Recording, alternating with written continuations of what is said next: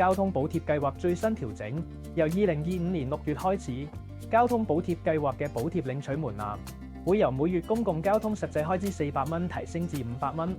對超出嘅開支提供1/3嘅交通津貼，上限維持400蚊不變。所有透過八達通支付嘅公共交通開支都可以獲得補貼，包括港鐵、巴士、渡輪嘅月票同日票都屬於補貼範圍內，即港鐵嘅都會票同全月通等都可以獲得交通津貼。如果係用現金或者八達通以外方式購買指定車船票，就需要喺購票當日起計30日內登記，只要攜帶需要登記嘅車票、收據同八達通，去指定車船票自助登記站，根據登記站指示拍卡，輸入收據登記號碼或者掃描二維碼就可以完成登記，十分方便。大家要記得，每個月16號開始可以領取上一個月嘅交通津貼，